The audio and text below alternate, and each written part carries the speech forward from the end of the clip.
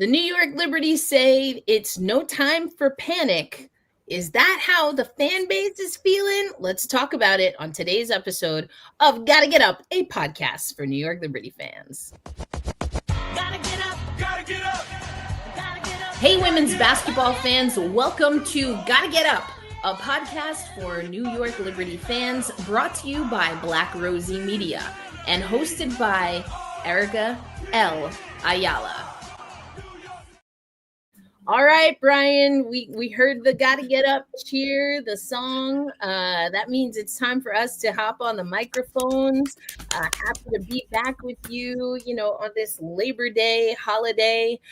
Just want to say to everyone, despite what is happening politically, despite what is happening with the CBA, you are appreciated for the work that you put in. And hopefully you feel respected and appreciated, because that's what today is all about. So just want to put that out there. And for those of you who are trying to bust labor, y'all got another thing coming. Come on now. Got our eyes. But all right, let's get into it, Brian, because listen, 5 seed. That's as high as the Liberty can go, with 1 through 4 locked up, including a late season surge by the Las Vegas Aces, Brian. Let's take a look at these standings. Like, how we feeling, homie? Well, I will say the first thing when I look at those standings is whatever the league pays Asia Wilson, they should triple, because a couple weeks back, I was like, man, Vegas, it's just her and basically the Pips. But Gladys is got 10s. Gladys is Gladysing, got 10s all over the board. And boy, hey, we will get to it in the news later this week, but we got a big time showdown coming up in a few days. She's making a block hot. Another big win. Hey, we might have to add one more to that trophy case, but we gotta see. Listen, I'm gonna tell you what, I've been going 10 toes down. Not only that MVP, emphasis on the V, I be getting irate about that, but I've also been going 10 toes that you don't got to be best player, best team to be MVP. And so I'm just gonna say it how I see it, Brian. It's interesting that the mega surge, because like Asia's been on one all season. Like the Aces haven't, but Asia has. But the Asia Wilson super mega ultra surge that got the Aces, and then the Aces trying to like really, really, really follow their leader. Follow the leader, follow the leader. Hey, let's go. But that all kind of happened right around the time that Nafisa Collier got hurt. And so I feel like I'm not the only one being like, I know what I said preseason, but I know what I think right about now. The amazing thing about this run is that it all started when the Lynx humiliated them on national TV. It was the only game in the league schedule that day on ABC. Everyone's excited, and then Minnesota put the full can of whoop ass on them. And I think it's, if I'm not mistaken, the largest home loss in league history happened on your watch in front of the whole world. And then ever since, Asia was like, man, if y'all not trying to work, get out. And then literally said that. Literally. Ain't nobody got out. Right. And they all showed up. Talk about accountability. But again, this is a podcast for New York Liberty fans. We see Damien here, and he's talking about he's nervous as hell. Listen, Damien, you don't lose a playoff series in the regular season. That's number 1. Number 2, and I say this all the time, yes, we are the reigning champions.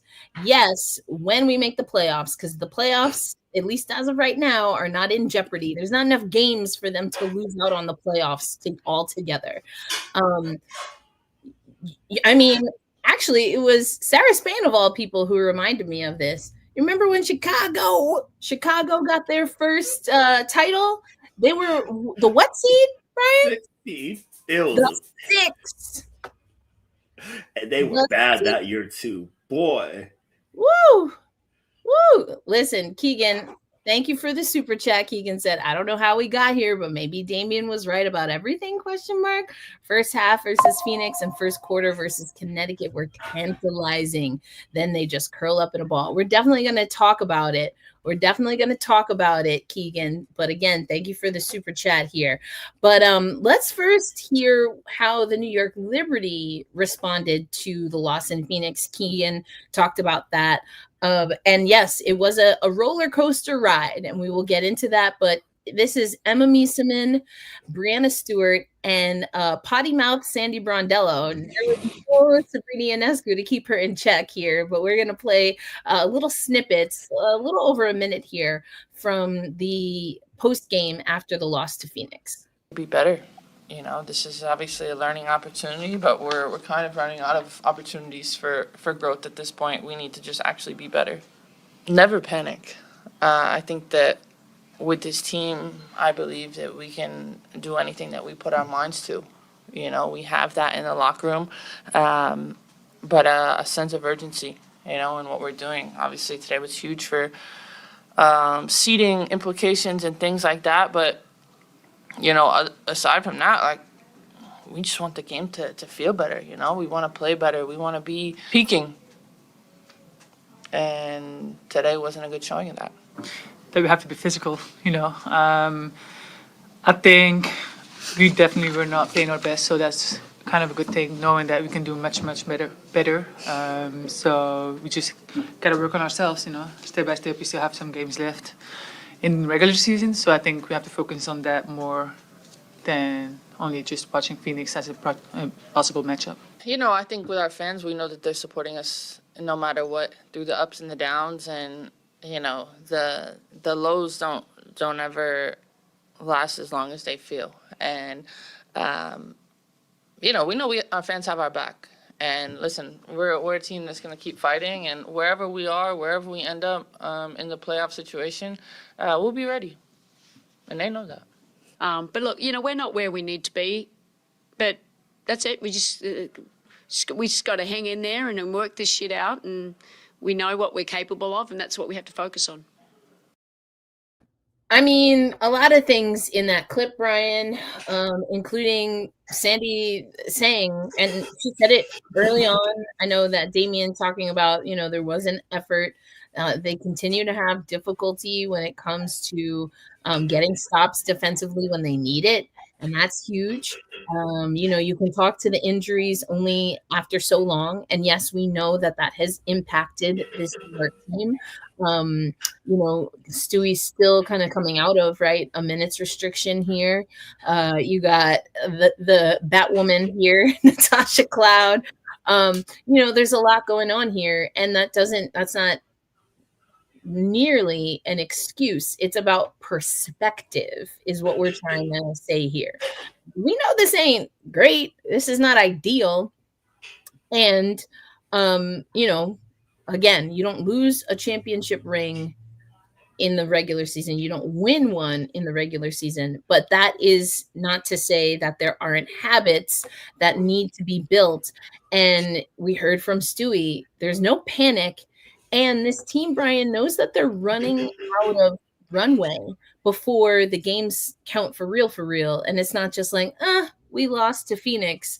It's we lost to Phoenix, and now we're on a charter flight back to New York watching the playoffs. Mm-hmm. Yeah, the thought I had leading up to throughout the day is that the season is longer, but there's a lot less time. And you have a situation where, like you said, there isn't much runway to sort of iron out the fine details of what you need to do. And Erica, I want to run something by you. Do you want? Can you tell me what's the most used lineup that the Liberty have this season? Off the top of your head, what do you think? Off the top of my head, I was actually talking about this on CBS Sports today, because aren't they upwards of double-digit different lineups right now? Yeah. So I think it's how many? Yeah, I want to say about they've run about 14 or 15 starting fives. I was going to say, I know it's at least 12. Yeah. So if I had to guess, I don't know if I can get all 5 correct, but as far as I almost said time on ice because I'm in my hockey. Time on ice for basketball. It's 15. Aminata, thank you for joining. 15 different lineups. I want to say, well, until recently, Sab has been out there. Mhm. Then probably Leo. 2. Sab and Leo, I feel like have to have the most continuity. Then, I mean, Tasha's out for a little, but I feel like she's probably up there. 3. So then, okay, this is where it gets a little tough. It's got to be KB. Nope. No, okay. I know she was out for a little bit, but I'm like, who else was there? I guess. Well, thinking of people who weren't injured, Maureen Johannes. See what I mean? This is where it gets funky. Like, who? I got 3. All right, tell me the other 2. Last 2 are Jonquel Jones, number 4, and Emma Miesemann, number 5. I was gonna say Emma. And that's wild because homegirl got here in August.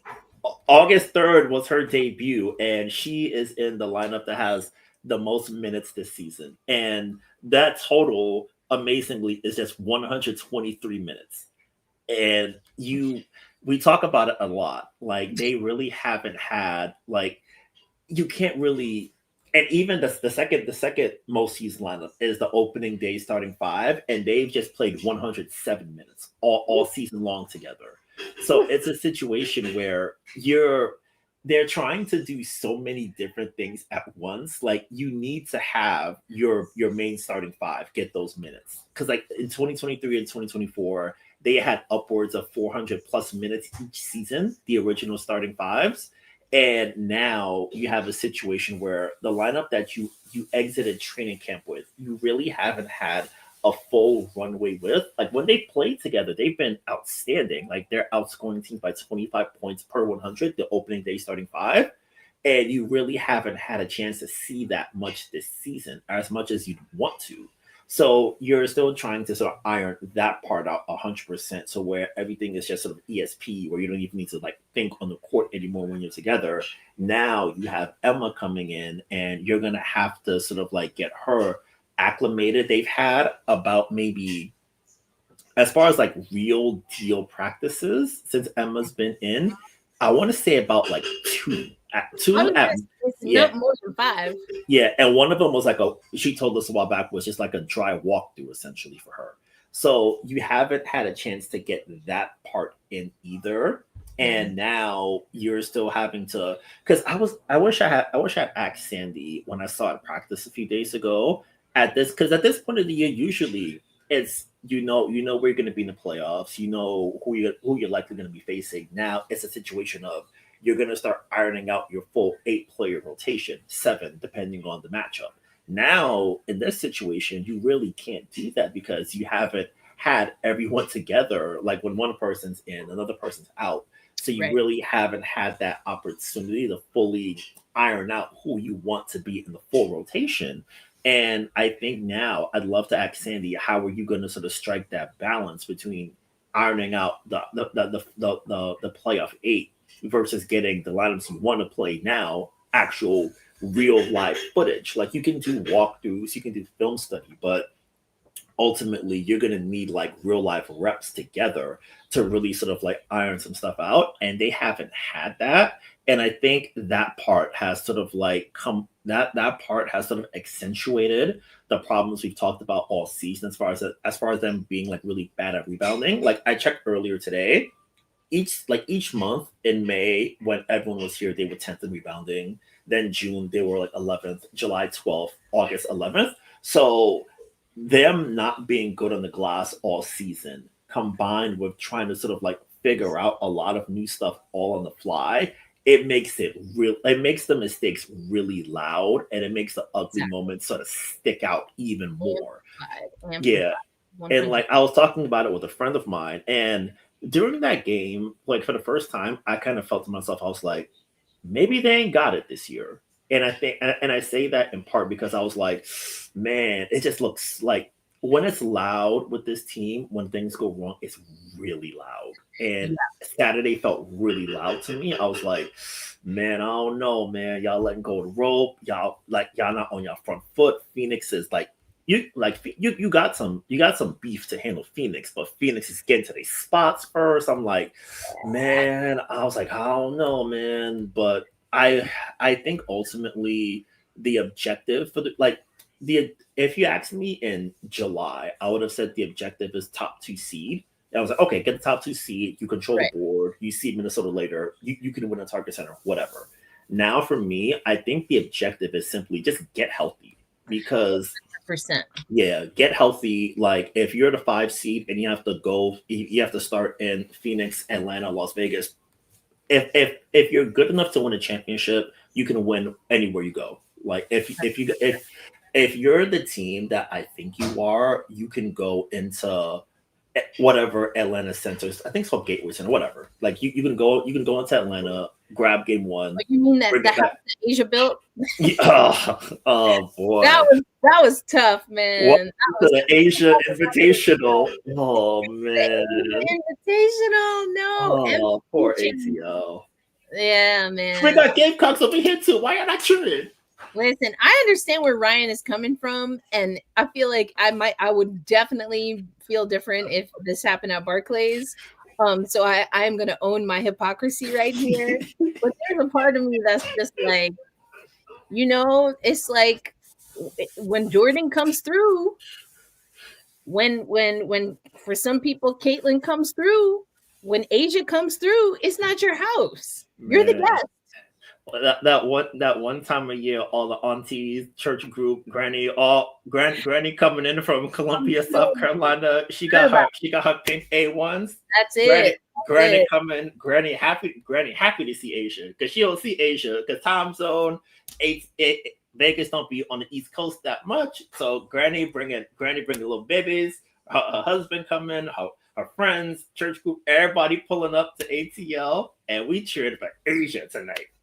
Yeah, it's rough. I think Rockabye Baby has 2 comments that I want to get to. This first one, I think they really miss KT. I could see that. However, I remember thinking, I'm not going to remember which game it was, but a few games ago, I was like, I think they really are missing Benijah. I think Benijah at this point in the season, with Benijah and the shot, take that however you want. Benijah in the shot, man, I think we're seeing now in retrospect how much Benijah Laney, an injured Benijah Laney Hamilton, helped propel this team to where they needed to be. It's just, I'm not saying you don't miss KT. And I think that KT's goal for last year, especially kind of thinking around this time, just a little bit different. But Benijah was huge. Benijah was huge around this time. So yeah, I think it's wild. I want to come back though, like I said, to something else that Rockabye has here. Why do you think we're getting dominated down low with 3 former MVP bigs? And Brian, I'm going to take this one first. I think it goes to first something that Brian has already talked about, and that's we're not rebounding. So if the bigs are locked up, if you have teams that are shooting from the perimeter, especially, and the bigs are locked up, if you're not boxing out, if you're not making any effort to get to the basketball, you're not going to win the basketball back. And, you're just not going to win games that way. And I think as far as getting dominated down low, I think it goes to, we're just starting to see all of our bigs. And I think that Sandy has been, and I understand this, very cautiously, has worked them in cautiously, even to the tune where we heard, I didn't put this in the short clip that I played, Brian, but, Sandy Brondello has also been talking about, there's been an illness that has been going around the team. This isn't the first time that a player has kind of been dealing with illness, or even we've had players that have been out with illness. And right now that's Jonquel Jones. So you have a player like Jonquel Jones, an ankle injury takes a while. We saw that with Breanna Stewart, right? An ankle injury takes a while, number one. She injured it twice in the season. So there's a little bit of her just getting back into her body. That's number one. Number two is this team, and Breanna has been relatively good, but this team and all of the 15 different lineups and rotations, it's different when you have your ace, your number one backcourt feeding the ball, or even honestly, our front court players are really good at feeding the ball to each other. But when those are out of sync, then, and Marine Johannes, has literally gone on the record to say, I don't even know what I'm doing out there sometimes. And I'm like, Marine girl, like, I feel like we knew that, but also like, don't say that. So don't say it so loud. You know what I'm saying? But it was funny. It was adorable. It's hilarious. But why I say that is, and I've talked about this before. We have a lot of people on our YouTube channel who will comment and say things like, Marine would be starting on another team. And I'm like, with all due respect, and y'all know I love me some MJ. No, she wouldn't. And I think we're seeing why. And this is a better MJ. She's much better defensively, Brian, than she's been at any point in her New York Liberty career. And sometimes the decision-making, it's fun and it's exciting. But in a season like this, it's not always what the New York Liberty need. We need a more refined version of MJ, because she, without a Natasha Cloud, without a Breanna Stewart, she's the one who's going to be facilitating that, especially if Stewie and JJ are also out, because those are, our point forward, point centers. But that's kind of my take on it. Brian, what do you see as some other things, or that is impacting? And I guess I should say, I said all of that to say that, how does that impact the paint? Because then those players are being pulled out of the paint, whether that's offensively or defensively. And I think that also exposes the New York Liberty. Yeah, I think what happens a lot is that the initial defense will be really good, but then they'll allow a long rebound that leads to a second, third, fourth opportunity. And then within that, eventually the defense is going to break. Like, you can defend for the 24, but then if it's 3 extra possessions, that's essentially that's a full minute of defense nonstop you're going to have to play. And then sooner or later, a piece of the chain is going to break, and then you have a problem. So I think what happens a lot is, Leo's talked about it. Sometimes they're just like, oh, hey, JJ, you'll get the rebound. That's it. And then it's like, JJ's on a switch. Like, you have to get the rebound, buddy, and you're not getting it. Or there are situations like in the Atlanta game where Leo's boxing out, but then 3 other players just sort of like let the ball fall in, and then, hey, Nas Oman, I'll take that. And then she keeps the possession alive, and then it leads to a bucket. So I think it's just a matter of really just sort of like really executing and really sort of like making sure you're on like your details, because I think the league has gotten so much better.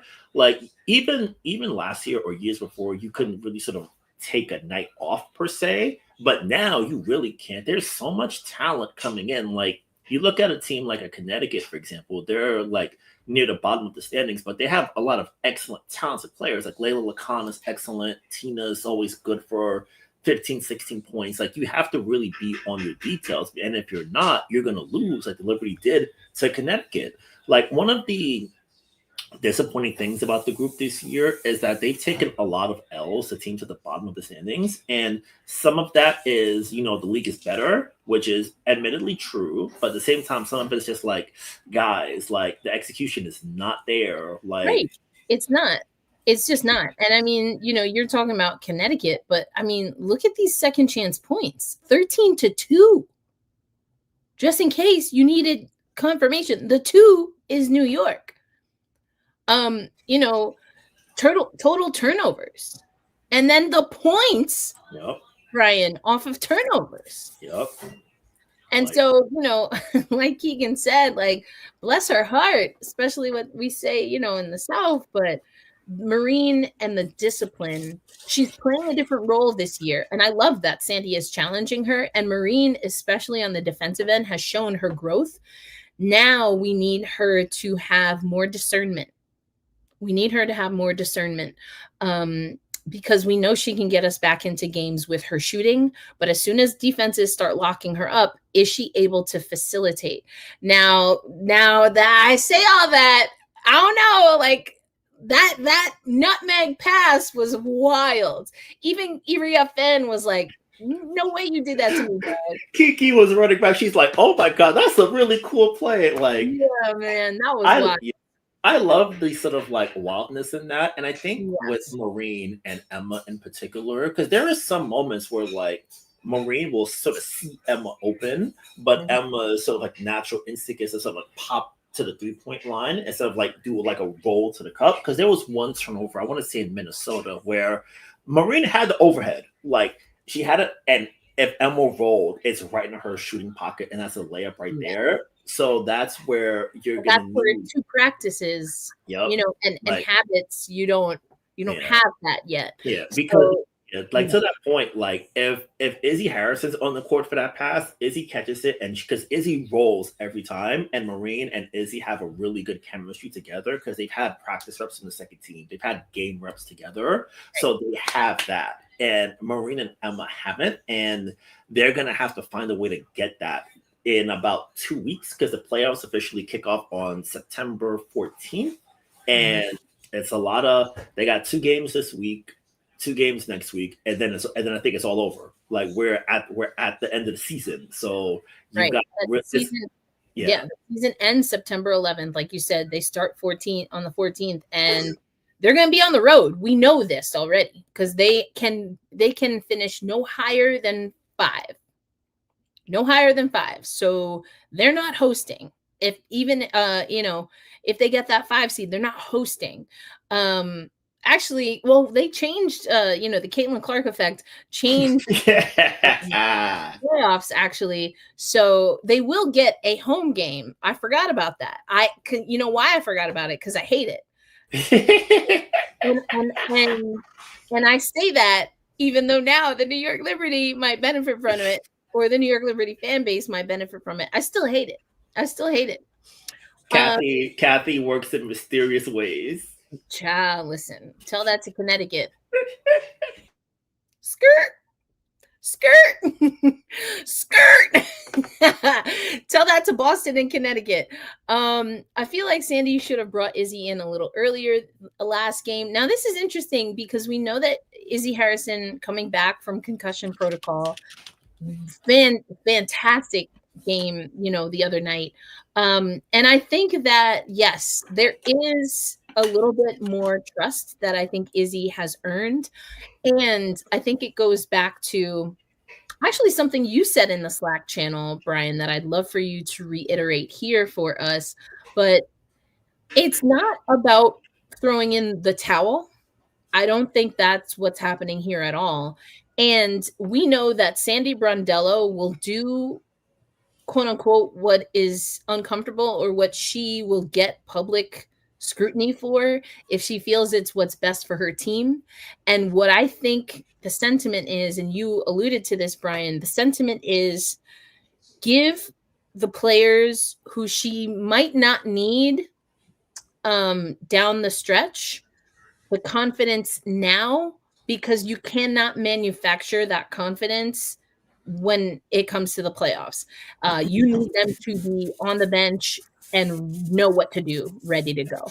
So I think it's a little bit of take the pressure off Sabrina. And we've been talking about this. Sabrina held the team down while JJ was out both times, while Stewie has been out. And I saw that there was some fatigue. She worked through that. And then now, is having a little bit of a foot injury. We need Sabrina.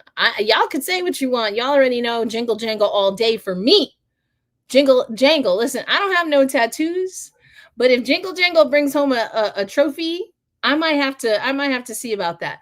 But my point is that I think Sandy wants Maureen to make some of these mistakes. I think she wants KB. I think she wants, honestly, Emma. It's not that Emma doesn't know what to do intuitively, instinctively as a basketball player. She's a high level, elite level basketball player. It's about people like Marine, Rebecca, KB, even Tosh to a degree, getting comfortable with Mieseman's play and Mieseman having more repetitions. So I think she's going to give Mieseman play. I think she's going to give MJ play, Beck play. We've even seen Steph Talbot, right, step up. I think this is all to give them almost like a training camp 2.0. Give some other people rest. And I think why you are not playing Izzy is that you know that she is one of those players, regular season or postseason, when it's time to go, she can go. And I don't think Sandy's quote unquote worried about Izzy. That's my read, Brian. I don't know how you feel about it. You know, to your Marine point, I just thought of it as you were talking. Like, I'm thinking back to the last time she was here in 2023, and she really wasn't part of the playoff rotation because Courtney was here. Like, if when Courtney sat, Sabrina ran point, and then you went from there, and then in certain games, Marine just wouldn't get on the court at all. That's not going to be. They're not going to have that luxury this time, unless they just like run Stewie at the point. And I'm not sure if Sandy would do that. She can, but I'm not sure she would like that.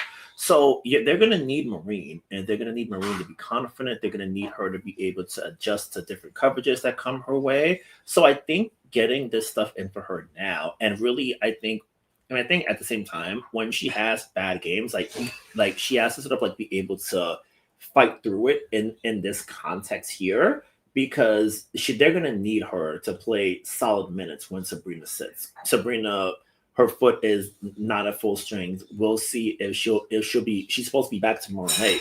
We'll see if she'll be full strength coming down the way. But if she's not, then Marine's gonna have to slide in, because Leo's been pulling time and a half all season, and eventually you're going to need to sit her. And Marine is one of those players who would theoretically get those 2 guard minutes / point guard if Tosh is unavailable. So you're going to need to really get her comfortable and confident in herself, because I think that happens sometimes with Marine. It's like the confidence sort of wanes a bit. Like, the shots will be audacious, but the confidence sort of dips, and it dips a little bit, and that little bit against a team like in Atlanta with Ryan Howard, Alicia Gray, and Jordan Canada is fatal. Like, so you can't afford to have that happen to her. So you got to be able to like workshop it and get through it right now. Like, right now, you're in a safe enough environment where if a mistake happens, okay, we'll process, we'll get through, on to the next thing. Because if that happens and then that dip happens in game 1 on the road, it's a 6-point game turns to 12, and then 12 is, oh boy, it's like hair is about to start catching on fire.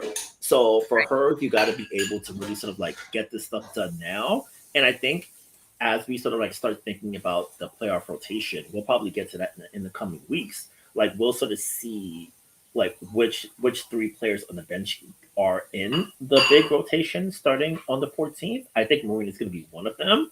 So now it's just a matter of getting her comfortable, making her feel good, making sure that she's always like on her game and not doubting herself. And if she's able to do that, then I like what she can bring to the table. Yeah, Keegan, I don't know that Sandy has been asked this explicitly, but again, I know that it was alluded to after Phoenix, and Jonquel Jones was kind of being, for lack of a better term, kind of managed a little bit. I think this goes to, though, the conversation that we're just having.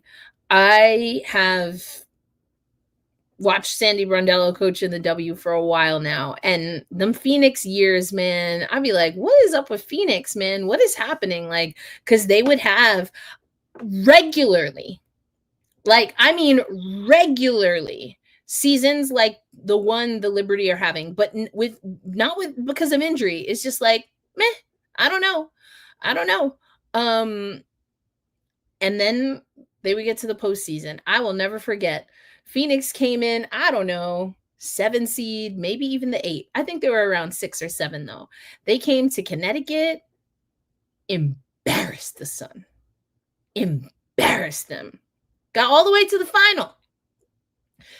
That's what I know about a Sandy team, is that this thing will inevitably look rugged. She is not afraid of the rough parts. She's not. And so I see your comments, Damien, and you are entitled to them. I'm not buying what you're selling. I believe in Sandy Brondello. And I think that she is, how do I want to say this? I think she's in a better professional relationship. I think the morals and the values of the New York Liberty organization are closer to her own than they ever were when she was in Phoenix. You could take that how you want, but I said what I said. Okay. And I think that Sandy, she's not a Pollyanna. I think people think she is, but she's not. I mean, Brian, you and I have been at practice. I just played you that clip. She's getting more and more comfortable being herself, and she can be very brash, very direct at times. But what she's also not is, she's not an innate pessimist. She's not. She has confidence in her abilities.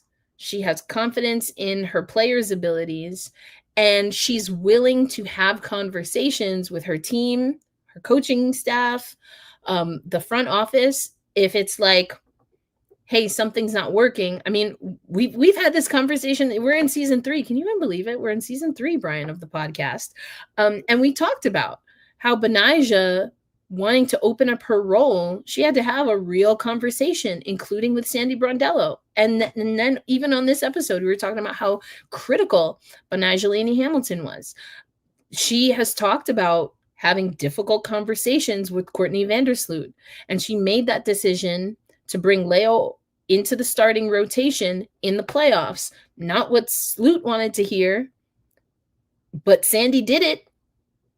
And, Sloot then left the organization because they weren't seeing eye to eye. I mean, that's the business of it. And Sandy can sit in that. She can absolutely sit in that. So, yeah, she's going to sit in this mess too.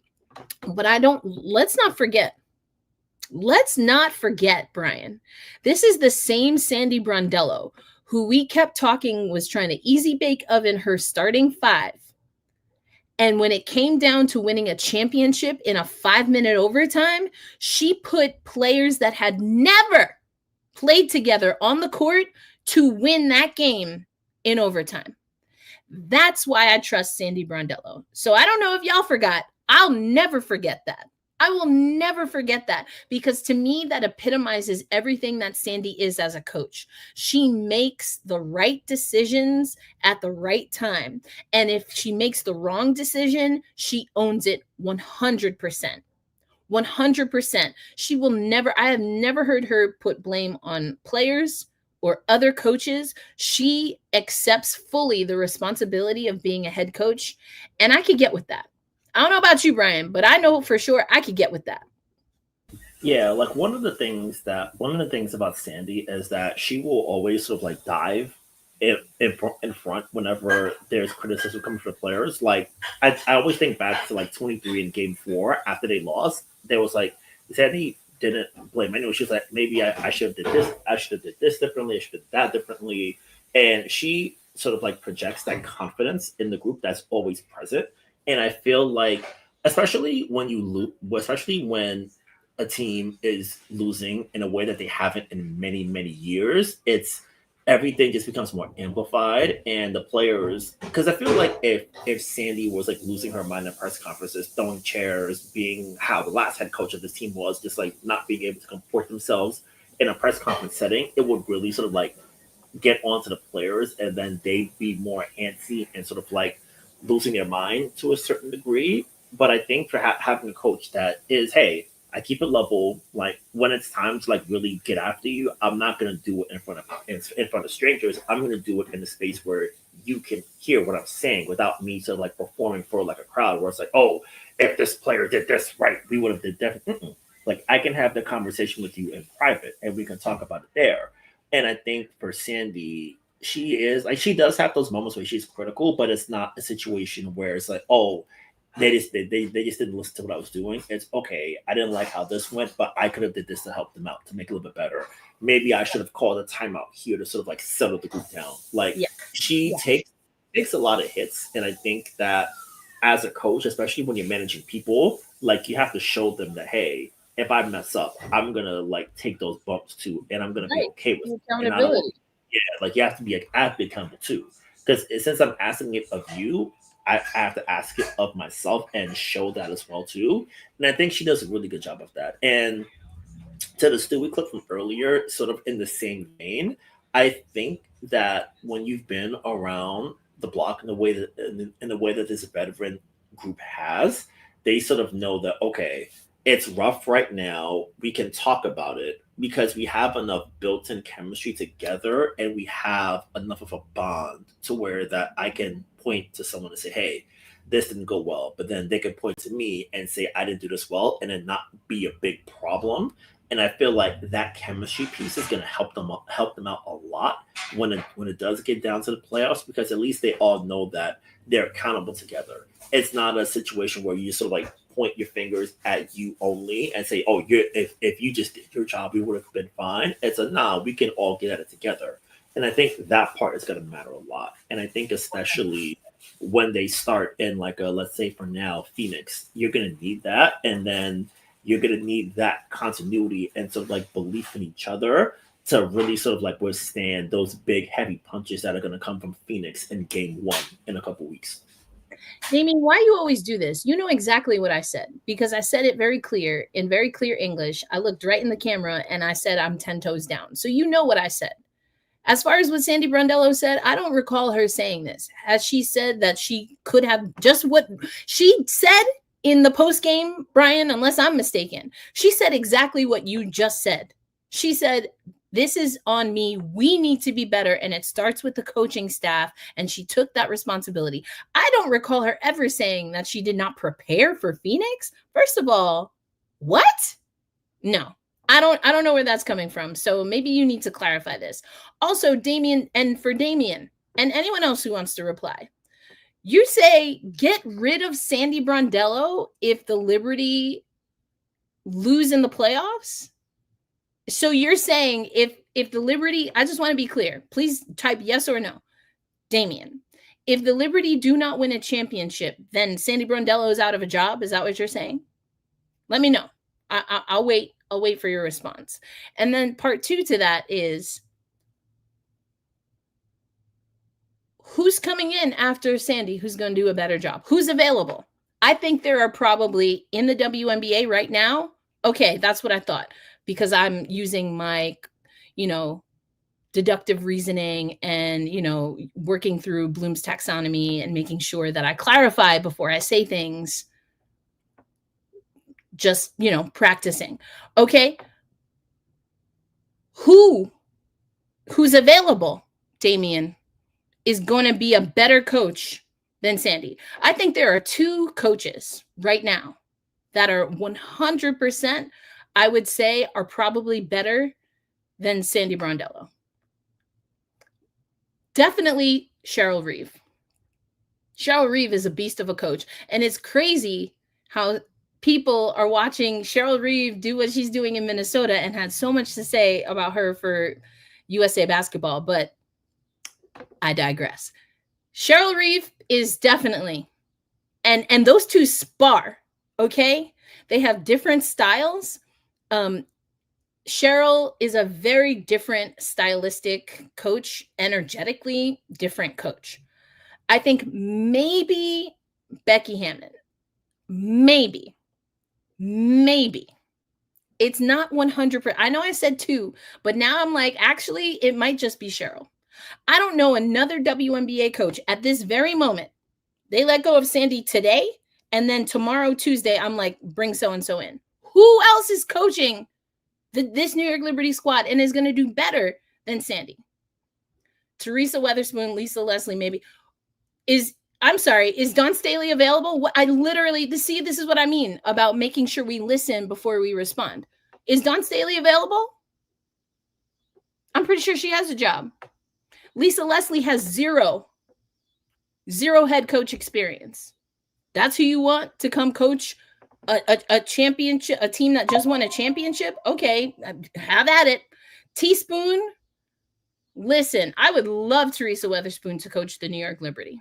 I really would. And let's keep a buck. Teresa Weatherspoon does not have as much professional head coach experience as Sandy Brondello. Not even close. And I feel for her because she hasn't been afforded the opportunity to get that coaching experience. And that is a travesty among us. But to say that Teresa Weatherspoon, after the New York Liberty, theoretically, in Damien's world, fire Sandy Brondello, is immediately going to make the team better than what Sandy was able to do. As much as I love Teaspoon and I go 10 toes down for her, there are just certain things that do not add up. In 5 years, in 3 years, could it be a different story? Absolutely. But to say that Teaspoon is going to do what Sandy did, that's wild. That's wild. Do you think JK is going to get rid of Sandy a year after a championship? I mean, I'm gonna let y'all read the end of that. I'm gonna let y'all read the end of it. Al Page talking about, we can't just be throwing out names. Sandy is right for this team. One bad season isn't enough to let her go. I don't know, Brian. Am I stepping out of line, Brian? Am I wrong? Like, who other than Cheryl Reeve, who's available? Dawn Staley is a great name, great coach. Not available, as far as I know. She wasn't even available. Like, the only team she said on the record that a job that she would take is the New York Knickerbockers. And you know what? That's bold too, because Dawn Staley, if you believe in James Dolan, I feel for you. But I'm like, am I wrong? Like, who's better right now than Sandy? Who's immediately going to be better with all of the things that we talked about than Sandy Brondello? Yeah. Yeah, because when I heard someone mention Dawn, I'm like, Dawn is big game hunting if she's leaving Columbia. Because this, as much as the W has made that space, she's got, if she does make that leap, she's got one place left to go. And that's that. As for everyone else, and I think that especially if you're trying to keep a championship team together, which this group is, despite they're going to lose at least 2 players this offseason, whatever the offseason looks like, and I should also add, whenever the offseason starts, considering that, it's going to be a lot to deal. We're going to have a lot to deal with come December, January around these parts. So we'll have to get to that then. But as far as like having a coach that fits this group, Sandy fits the group well, I think. Like the group trusts her. They have a deep respect for her. She's been through successes and failures with them. So they're all able to sort of like figure out how to sort of like workshop things together. So I think that you just have to sort of like see what the playoffs hold. I think ultimately, depending, like I almost said what the path looks like, but I think the group is good enough, whatever path they start with. So I think ultimately they just got to sort of get healthy, get enough reps to really sort of like be comfortable with each other come playoff time. And then from there, I think they'll be okay. Because I think ultimately for the team. List them, Damien. Which losses are on Sandy? Go ahead and list them. How many? How many games, Brian, have the New York Liberty played? We're at 30 something. 40, right? 24. We're at 40 already? I think 40, yeah. I could be wrong. I'll look right now. Okay. 34. Yeah, 40. You're right. So out of 40 games, how many games has Sandy Brondello lost for this team? Damien, go ahead. You can go look through the schedule and let me know how many of these 40 games have been 100% on Sandy Brondello.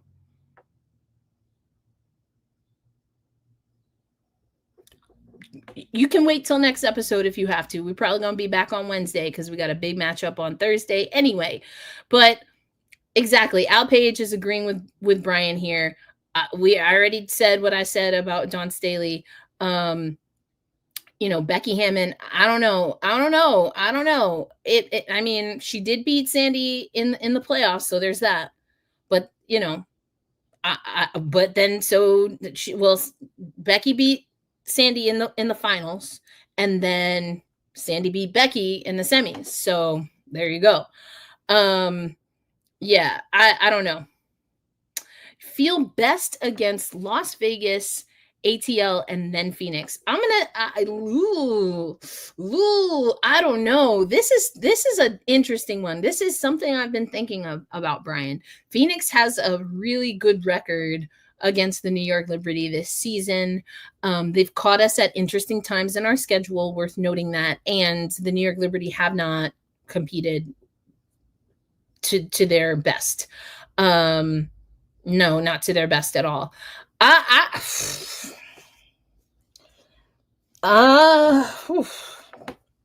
try not to lie to y'all. I really do. I try not to lie to y'all.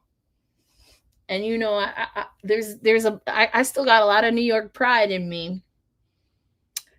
I'm okay not to see Vegas for a little bit. I'm not trying to see Vegas off the hop. I'm not. I'm just not. That's how I feel. That's how I feel. Yeah, like I think I'd flip Keegan's order a bit as far as like feeling best. I'd say Atlanta 1, Vegas 2, and then Phoenix. I put Atlanta first because we talked about it in the newsletter a while back. For as good as the Dream are, they have bad tendencies to melt down at the worst possible times. Like in the Asia Invitational, the game flipped when they only scored 6 points in the third quarter, and all their process just evaporated out of nowhere when the Liberty beat them in Barclays Center a couple weeks back in, like, I'm gonna say sometime in like July. Like, they came back in the second half, and then Atlanta just fell apart down the stretch. So I think for Atlanta, they have a tendency to sort of like really fall cold. Like, their fourth quarters aren't as good as what you'd expect for a team of their caliber. So I think for New York, it's a situation where if you do just hang around, and then you know that you can sort of like boat race them at the very end. And I think also for Atlanta, something that I've thought for a couple of years now, and I think we talked about it on the pod itself, it's like I see Ryan and I'm like, that's talent. It looks good. The process is solid. But then I look and it's like, oh, 3 for 13. And I'm like, how is that possible?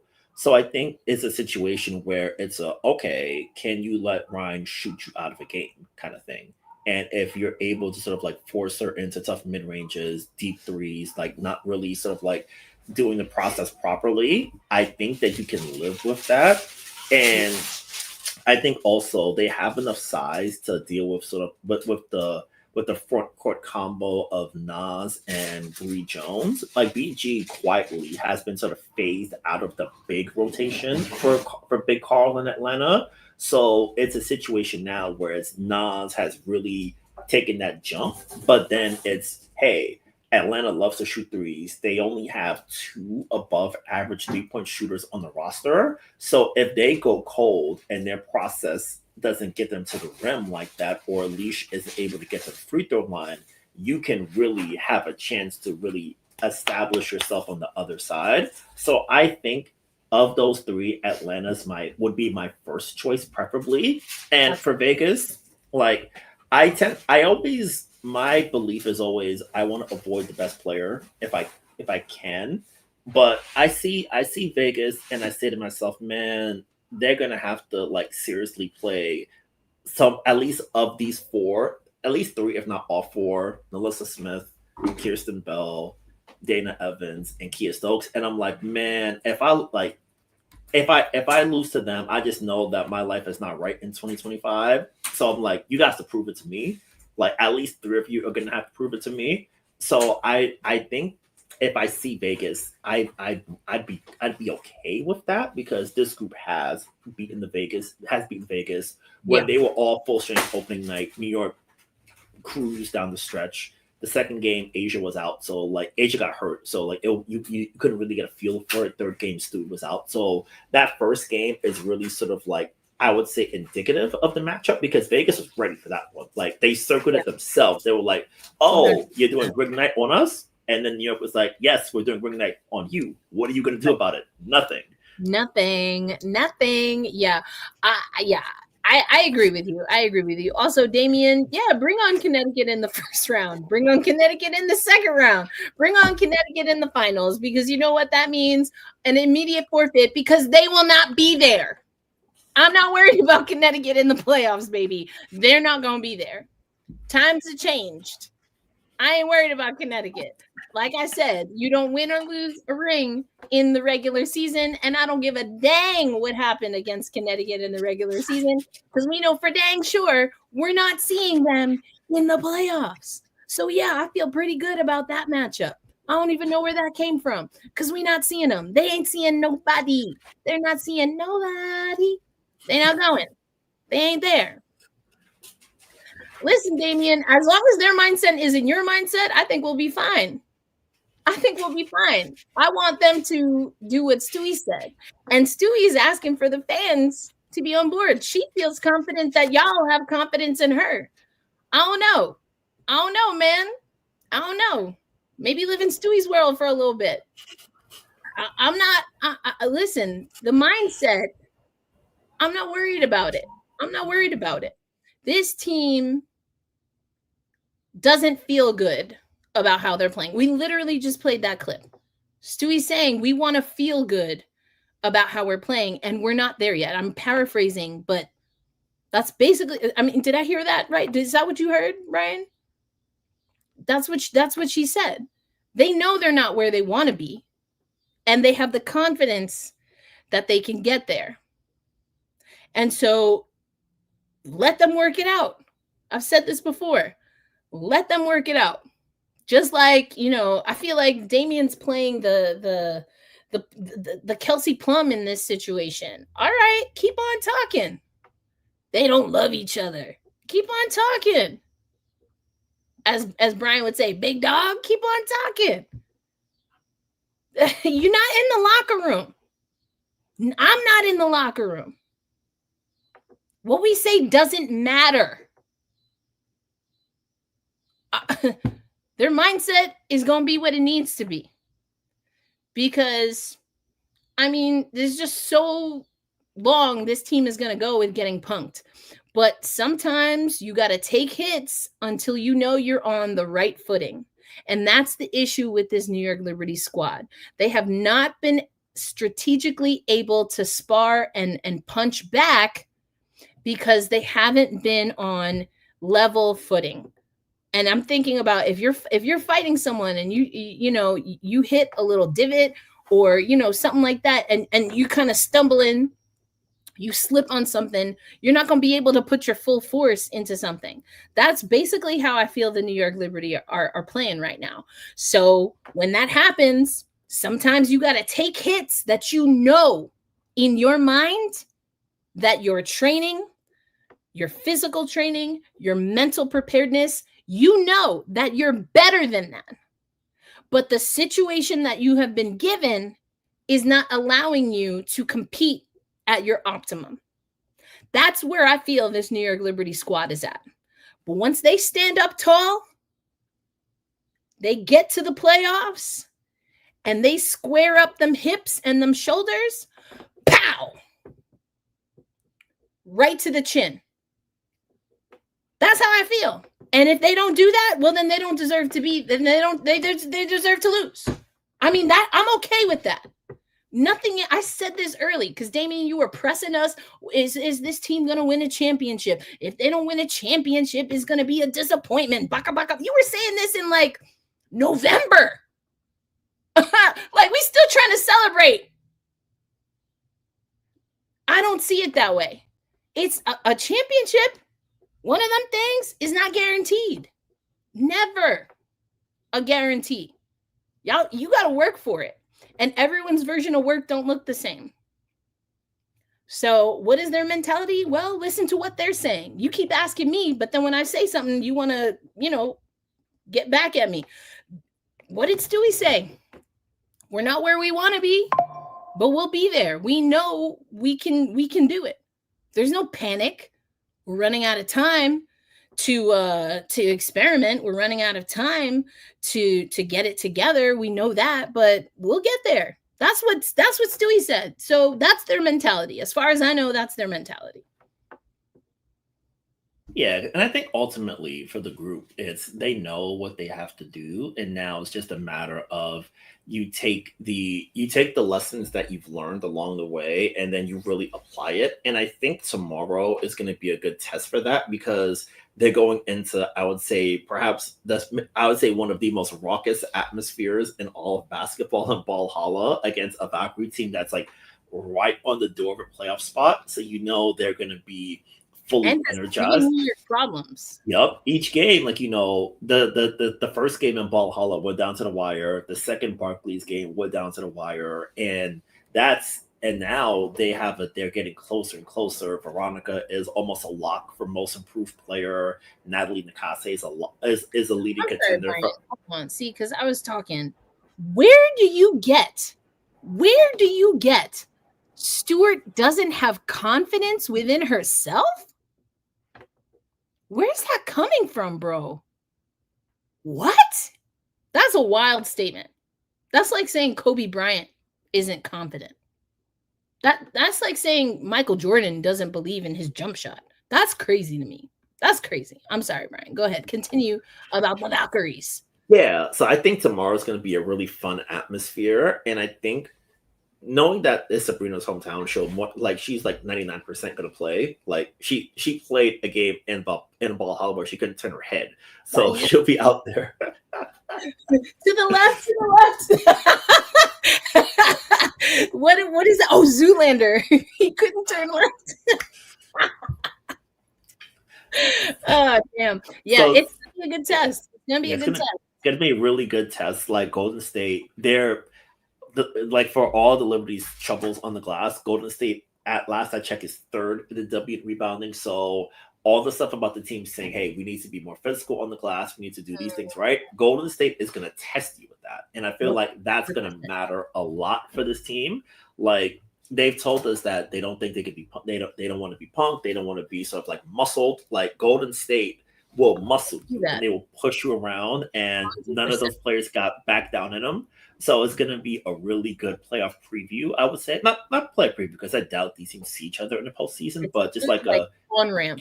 Yeah. Especially because we heard, even in that clip, and they talked about it more, the New York Liberty, and this is something that because I just feel like there's no excuse for it. And no, I'm not talking about boxing out. There's a list. There's like 5 things on the list that I absolutely cannot stand, grind my gears, burn my grits.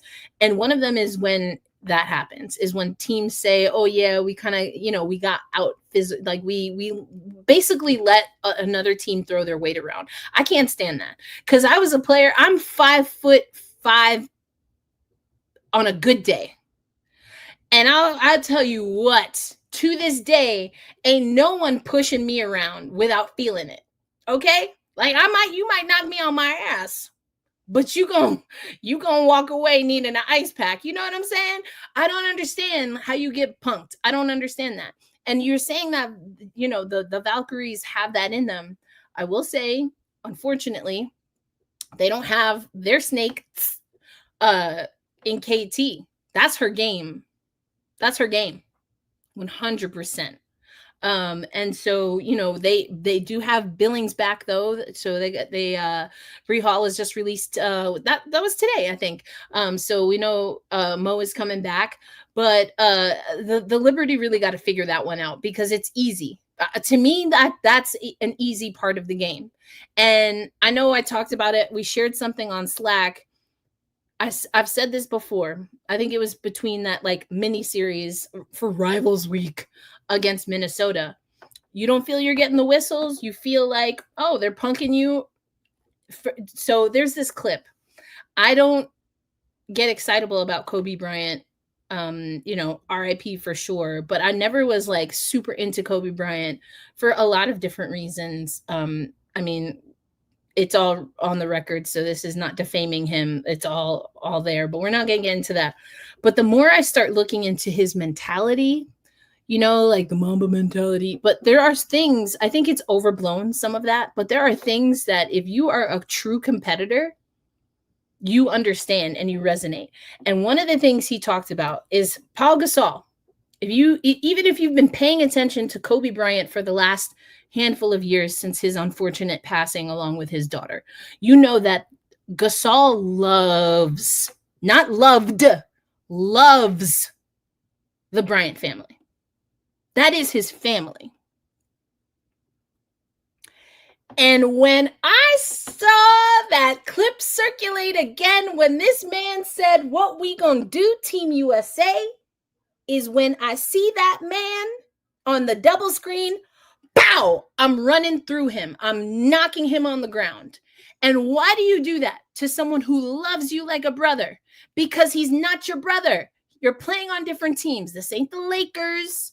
This ain't an all-star. This is the Olympics. That's what I need from this New York Liberty squad.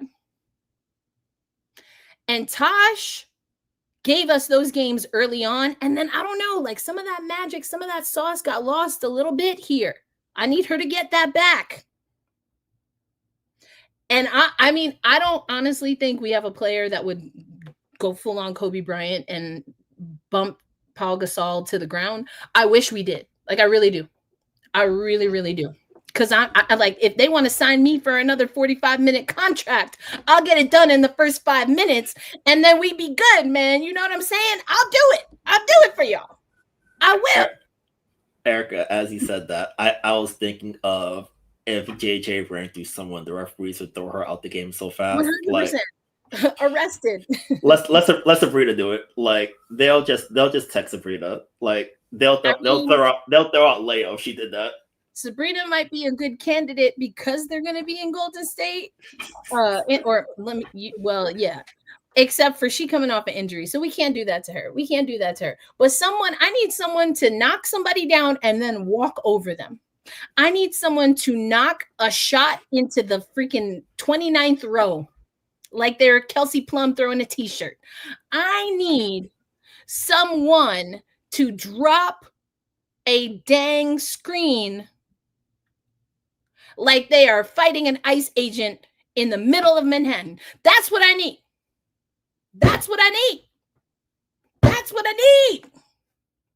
Okay. I don't know who it's going to be. Somebody, Izzy got a little bit of that in her. Sure does. KB, block party, I could see it 100%. And you're right, the whistles ain't too kind to some of our folks because Jonquel Jones do some craziness and then everybody be like, "Oh, she's a dirty player. Arrest her." Like, I can't get with y'all. Tell me you've never played sports without telling me you never played sports. I played sports. In case y'all ain't know. I wasn't always good, and I was almost never on a good team. But y'all knew when you was playing me, okay? That's what I need more of. That sandpaper. That's what I need more of. Hey, let's go. Listen, let's go. Sandy need a little help with her halftime speech. Patch me in, coach. I got you. Because, like, these are the things, and we talked about this before with this team, right, Brian? You're playing on behalf of New York. New York. Yes, there is a very anxiety-prone fan base in New York, but it comes from love. It comes from passion and fire. And at times, it's like that dial has been turned down on this Liberty squad. And I can understand it to an extent, being a little bit conservative, but now you have to let the beast go. And that's not a guarantee that you win. It's not a guarantee that you win a game. It's not a guarantee that you win a series. And it's dang sure not a guarantee that you win a championship. But the expectation, and this is where if Damian would live in this space a little bit longer, he would realize that we are basically saying the same thing. There is an expectation that you are going to show up and put on for my city. Need a little bit more of that. Okay? Need a little bit more of that. So it don't got to be dirty, but it has to be authoritative. We need this New York Liberty team to start prioritizing putting their stank on games. Does not guarantee you a dub. It just doesn't. Like you said earlier, Brian, this is a good league. It is a truncated, it's not really truncated, it's an elongated season packed locked into the same timeline that we've had since the beginning of the year. And so everyone is hurting. Everyone is reeling. Everyone is tired, even on those private charter planes. And so it has to be that you are exploding through your passion and your desire, and the fact that you will not leave the court until you get a win, whatever it takes. And the Liberty have not tapped into that, not even nearly enough. I believe that they can do it. And maybe they were like, hey, fam, sorry, but we ain't got it right now. And, I don't like that. But if that's the case, I can respect it. Now, if they don't show that in the playoffs, we're having a very different conversation. That's a fact. I feel like I've been fair. I've been polite. But I have a little travel lotion. I will start throwing things if they don't get it together. Because then, after September 11th, I don't like that it's that date, but that's what it is. After that date, no excuses. I'm not trying to hear it. And that's the one thing I like about Sabrina's leadership in particular. She ain't going to give too much away. And that's what we need. That's what we need. I mean, I don't know. I got on my soapbox, Brian. I'm gonna let you speak because I gotta cool down. I gotta turn my fan up. I got a little excitable. I'm gonna catch up on the comments over here. But I just don't know how else it can be, Brian. I don't know what else to say. Like everything you said is like right on. And I think back to something JJ said a while back. I think after one of the home losses, I think she mentioned that the group didn't really sort of set the tone physically first. And then when you're able to sort of like control the game in the way you want to, you have really physical players on this team. Like Leo, she gets a terrible whistle, but she's an incredibly physical defender. JJ's physical inside. Stewie's physical all over the court. Like they have that physicality, and it's just a matter of imprinting your sort of stamp on the game early. And if you do that, you can combine that physicality with the talent advantage and really sort of like go on a big push from there. And I think for the group, like this week is going to be really It's going to be really interesting because they have essentially two teams fighting for playoff spots. I'd say they're just about in, but you never quite know in this league. So they've got Golden State tomorrow. They've got the Seattle roller coasters on Friday night. So they've got. You said Seattle? All I heard was. Are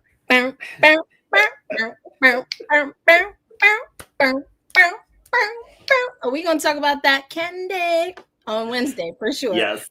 Because Skylar has what we need in New York. Skylar has always been that. And y'all can say what you want because who don't care? Skylar Diggins. She don't give a dang. And I love it. Anyway.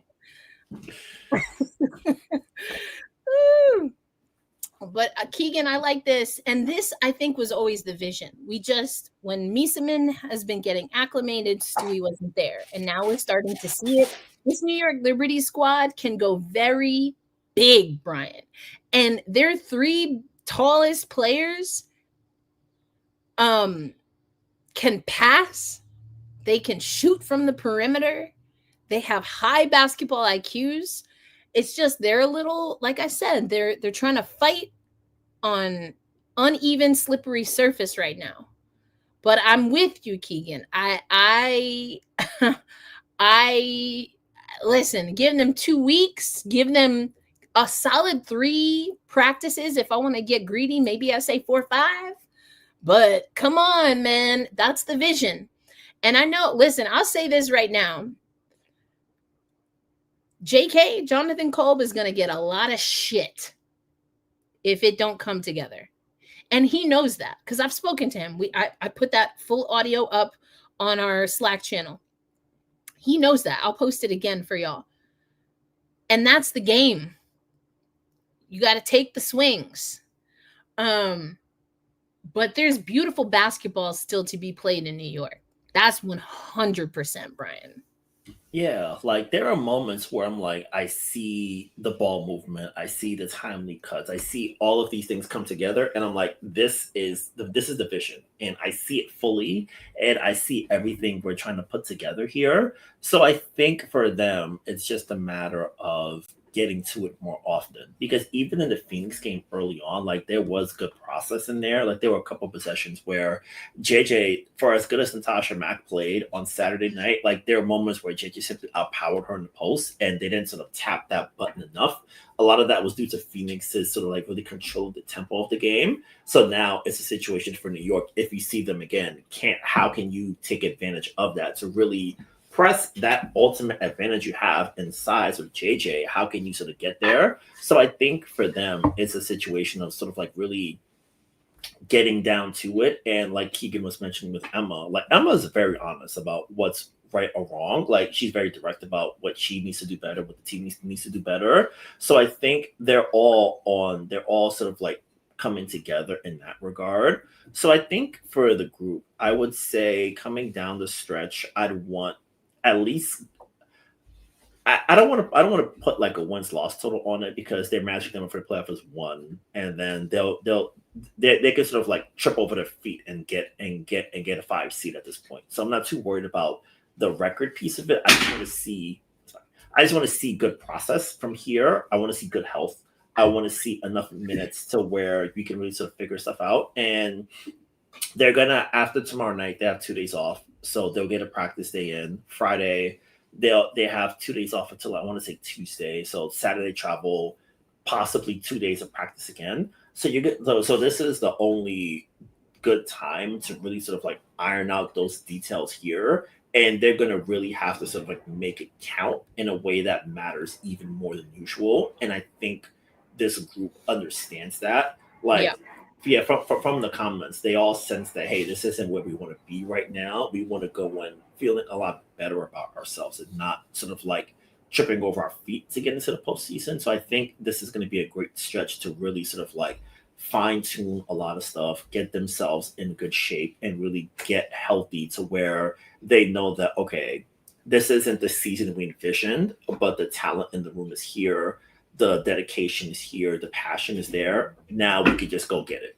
Like now, now is a go and get it time. We're gonna be starting against a team that we know well, that we played against throughout the season. We've seen them sort of come together.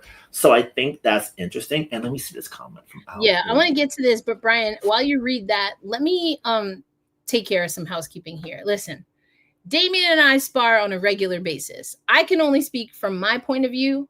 I don't agree with the brother, and I'll call that dude out. And it's still love. What I want to make sure is that if people are setting a boundary, that we respect it. Okay? Period. We got to do that. This space that we create here as part of Black Rosie Media, we want it to be loving. And listen, some people, the way they interact and engage, is one thing. We can disagree. We can, but I want to make sure. And if I'm speaking on behalf of you and you like, Erica, no, it's cool, then let me know. But I'm just going to let you know that at the end of the day, Black Rosie Media is my company. And so what happens in the chat, I feel responsibility for. Okay? So if there's no beef, then let it go. If someone's like, nah, I'm good, keep it moving. Keep it moving, because we're not trying to be tourists looking up, we're not tourists in the chat. Keep it moving. Keep it moving. All right, fam. It's all love. We could disagree. I dang sure disagree with Damien. Every week we're on here, but you know what? Every week he's here. So let's keep it cool. And if y'all can't keep it cool, then I'm going to have to handle that as the manager of the channel. And I know there's a little bit of a delay. So I'm going to take a minute to say it again. This is housekeeping. If someone draws a line, let it go. Keep moving. All right? Keep it moving. Because I don't know. I'm just reading I'm catching up on the chat here, and I think we need to keep moving. All right? So if someone sets a boundary, they're like, keep it moving, then let's respect it. All right. So y'all talk to me. Y'all got problems? Come talk to me. Put it on me. Let's not, we don't need to be addressing other people in the chat right now. All right. Because if that keeps happening, then I'm going to have to do what I can do on this side to just make sure we keep this a safe spot. So hopefully that was clear. If it's not clear, you need me to clarify and I need to be more direct. I can absolutely do that. I don't like censoring people. I don't believe in that. And, sometimes I'm just going off of, we're not in person. So I can't always feel the vibe, but I just felt like I needed to kind of put a little pause. I needed to call a Sandy Brondello timeout. Okay. We calling a Sandy Brondello timeout. All right. We're going to review this. We're going to review this and we're going to get back because I like what Al Page has here. And I know Brian got to catch up on the comment, but I just wanted to handle that, Brian. But let's go to this comment that Al has here. Yeah, like I think that like a question that I came into this season with that I don't think we've ever gotten a full answer for is what lineups do you run when teams are playing off of Cloud, daring her to shoot? Like we really haven't gotten enough time to answer that this season, unfortunately. Yeah. I think I would say that if all else fails, you run the jumbo lineup, like you slot Leo down to 2, Sab at 1, but then you run into a situation where a really sort of like detailed offense can hunt Emma on mismatches on the other side. And it's okay, how do you manage it now? Like this is one of those situations where, like we talked about earlier, you really miss Benaja and Lenny Hamilton because you couldn't hunt B on defense like that. Like you can, a really sort of like smart team like a Minnesota or Phoenix can hunt Emma on those mismatches and make things challenging for her and make her really defend out in space. So it's one of those situations where they can tap that button because New York just hasn't had those reps together as that 5-some. But I think that for New York, if everything does go well, you put the ball in Sab's hands. If you're running a non-Cloud lineup, you slide Sab down to the 1, tell her, hey, you're running everything here, figure it out, and she can. And then you sort of like plug and play accordingly. So I think especially for a matchup like Phoenix, like you're gonna really need to have like shooters all over the court. And I was looking it up earlier, just specifically for Stewie purposes. Like the game on Saturday was the first time she's made 2 threes in a game since June against Golden State and Valhalla the first time. So I think that's another sort of like subplot of the season when she was on the court is, can Breanna Stewart knock down enough jumpers to make defenses honest, because they're going to sort of like try to clog the lane for her, and then sort of like Stewie's such a great cutter that she makes things happen even when her 3-point shooting isn't there. But when when the margins are so razor thin against the very, very, very best teams, like you're gonna need something out there from her.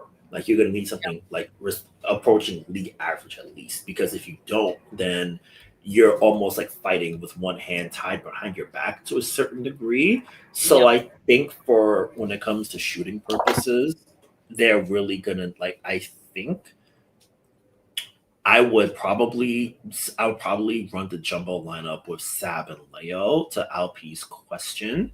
And then from there, if you wanted to slot Emma out for a little bit more athleticism and still have size, that's where this is where having Kennedy Burke be fully unlocked as compared to last year when she was in with injury for most of the year. Like having KB who can get downhill, who's quick on her feet, who can do these things well, can run the offense a little bit. So if you want to play Sab off the ball or just have Stewie run the offense for a bit and get Sab off the ball that way, I think that's where you can open things up. So they can go big.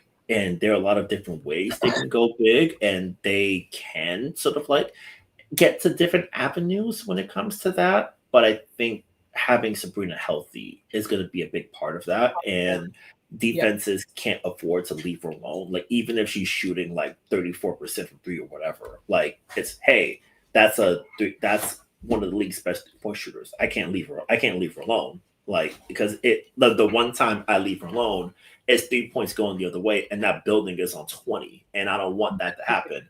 So Yeah. I think you're right there. I think there's a lot of options, but it's all predicated on who's available right now, Al. Like, that's the big thing. I want to come to Damien's question here. And also, I'm glad you asked this way, Damien, because I realized that I've been technically misspeaking. I keep saying that, they can do no better than 5. And that's not technically true, even though mathematically it's probable, but it's not technically true. So no one is locked in to their seeds right now. But if we look at the standings, even though folks aren't locked in, they're pretty close to locked in, Brian, right? But I just want to be specific, more specific than I have been. And I feel like I've been misspeaking because the Liberty, to Damien's question, in theory, mathematically can still potentially jump up. So they're at, what is this, a game and a half back from Phoenix? And then, 2 games behind both Vegas and Atlanta. So in the games that they have available, is it possible for them to win out and give them? Is it possible? Of course it's possible, right? So again, I was misspeaking earlier. I think I've more resigned myself to the fact that they won't have home court advantage. But I don't know off the hop what the schedule looks like for everyone else. I think Phoenix maybe plays, did I make this up? I think they play the Sparks is one of their games, I think I saw earlier, Brian. But it comes down to strength of schedule, right? And who we think is going to have the better schedule, the momentum, et cetera, et cetera. I mean, Vegas is on a 12-game win streak, but they're still 5.5 behind Minnesota, who did their work early.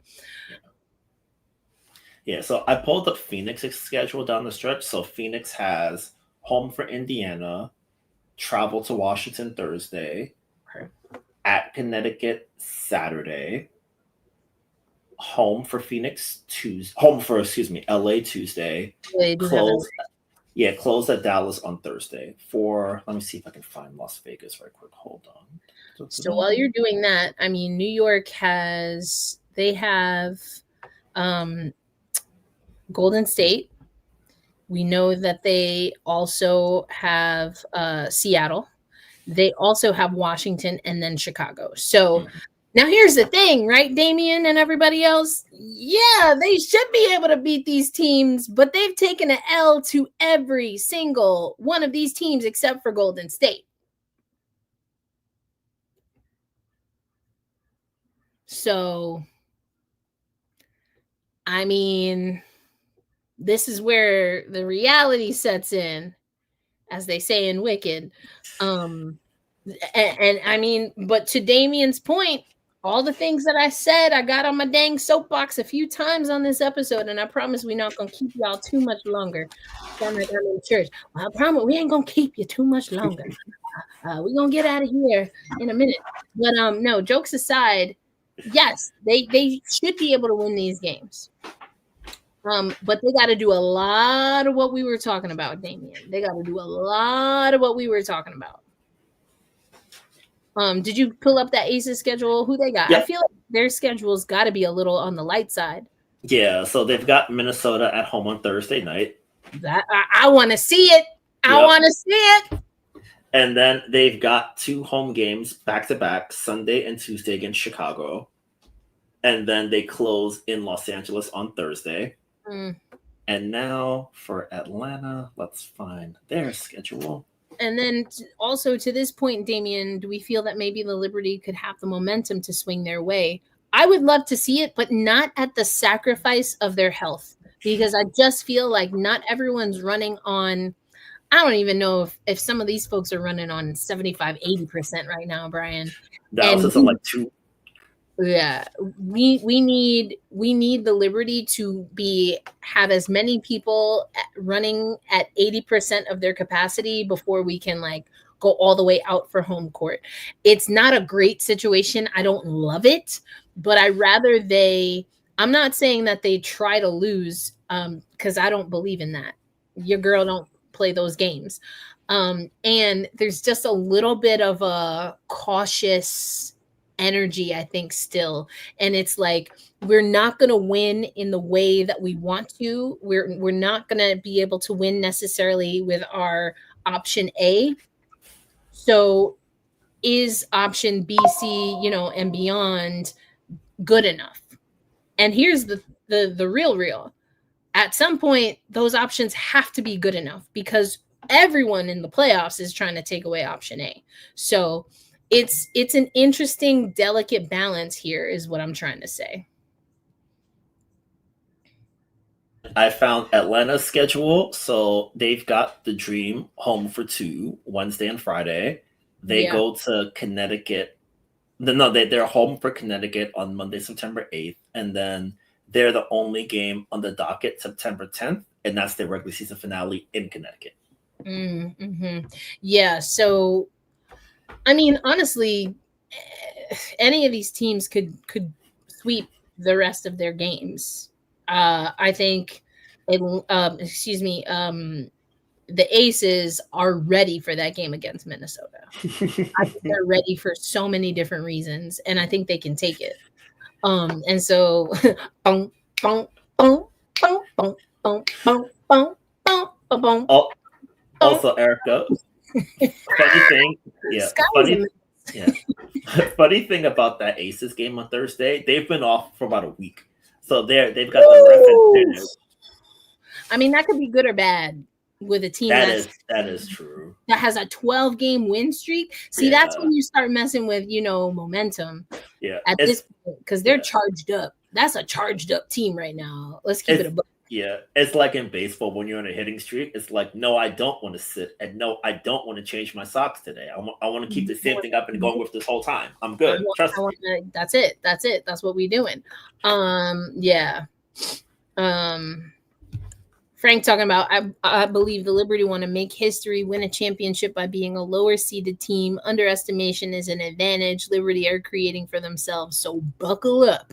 I mean, that's interesting. The Liberty were, I don't know that the Liberty were necessarily utilizing underdog mentality.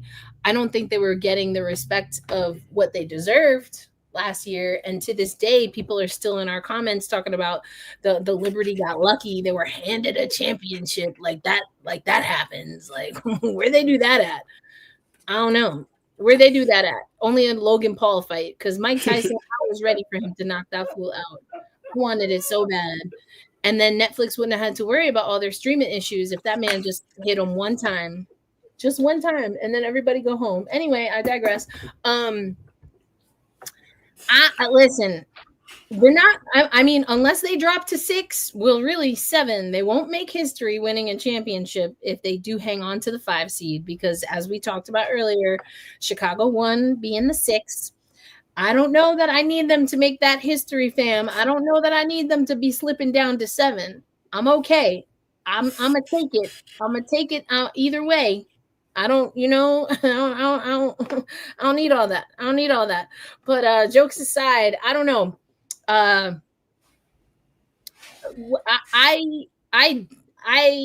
don't know where to start with this one, Damien. First of all, as we've talked about, the roster's gonna look different because we have 2 expansion teams coming. You've talked earlier about how this roster needs to get younger.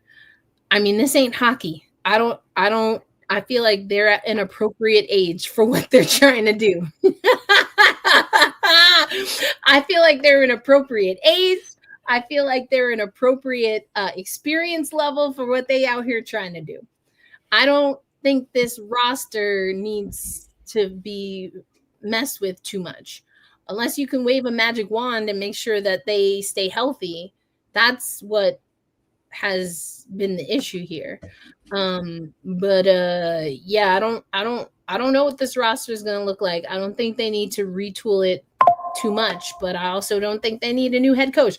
Also, I'm still waiting, Damien. How many games did Sandy Brondello cost the Liberty this season? You think I forgot? I ain't forget. How many she cost him? Come on now. I ain't forget. Amir, I was waiting on you. Where you been, homie? Yeah, we've been talking about a lot, Amir, for sure. I didn't get to your whole mission statement that you put in the Slack channel. I had to read the cliff notes, but my man was ready to go. I love it. No, I think this Liberty squad has to focus on getting as close to their best brand of basketball as possible. That is the mission. Whether that means that they get the 5 seed, the 4 seed, the 3 seed, or the 2 seed, they're not going to get the 1. I mean, I know it's not official, but like, isn't it? Like, can we call it? I think maybe we kind of know. I told y'all I didn't think they was going to get the 1 seed. I know Brian and I went back and forth on this early in the season, even in the off season. I just wasn't feeling it. I didn't think they was going to dip down this low. Yeah, I ain't see all that, but I think it's just they're going to take the cards that they're dealt at this point. The priority must be to do whatever it takes to gain the confidence. I get the sense that, yes, of course, this team would like to win games. I feel like it's obvious. And I think there are other things that need to happen on a more consistent basis, and that the coaching staff wants to see on a more consistent basis for them to have the appropriate level of confidence going into the playoffs. I mean, the international players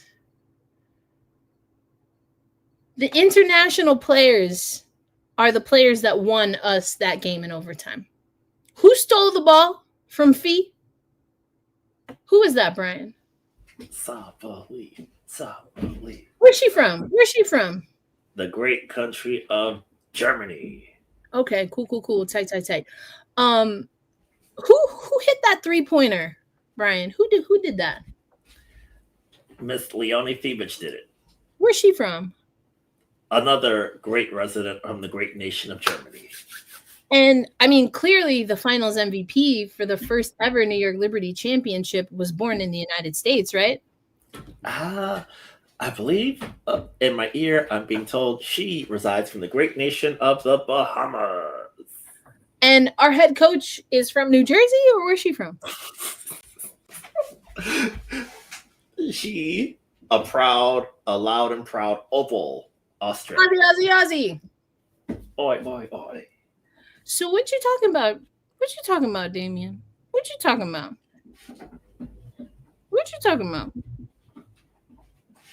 Nah, man. More homegrown. We good. Where's Sab's family from? I mean, she was born here, but she put Romania on her back. Let's go. I can't get with that. I think Damien said what he said. I think he said that there's too many international players and that we need homegrown players. I think he said what he said. And I said what I said. Que no? We had 3 international players help us win the first ever championship in New York Liberty history. I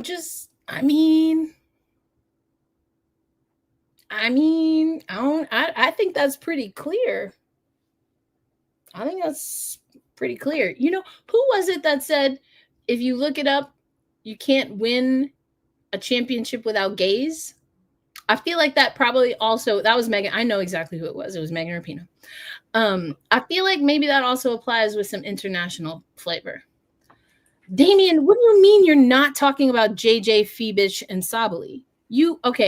Maybe I read it wrong. Maybe I read it wrong, because I thought you typed, plus the Liberty have so many international players, no offense, but they need some homegrown.